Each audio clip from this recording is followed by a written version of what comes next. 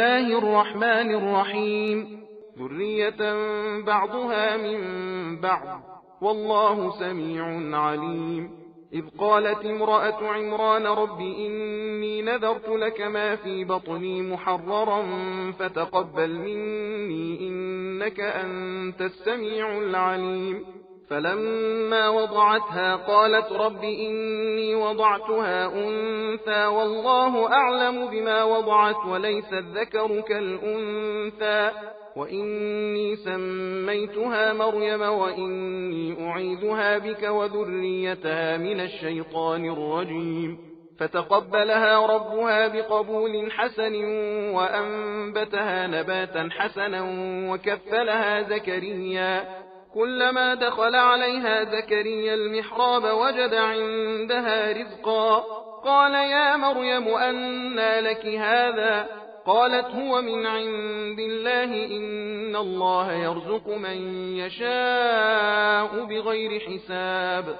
هنالك دعا زكريا ربه قال رب هب لي من لدنك ذرية طيبة إنك سميع الدعاء. فنادته الملائكة وهو قائم يصلي في المحراب أن الله يبشرك بيحيى مصدقا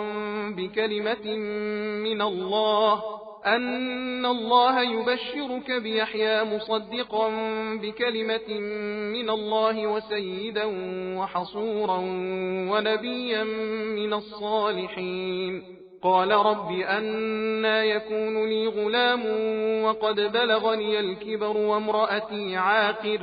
قال كذلك الله يفعل ما يشاء. قال رب اجعل لي آية.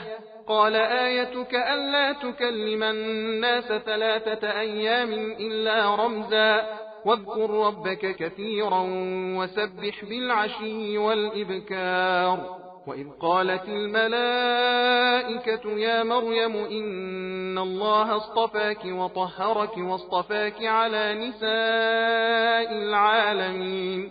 يا مريم اقنتي لربك واسجدي واركعي مع الراكعين. ذلك من أنباء الغيب نوحيه إليك وما كنت لديهم إذ يلقون أقلامهم أيهم يكفل مريم وما كنت لديهم إذ يختصمون. إذ قالت الملائكة يا مريم إن الله يبشرك بكلمة منه اسمه المسيح عيسى ابن مريم وجيها في الدنيا والآخرة ومن المقربين. सबील कुरान हिदायत का रास्ता।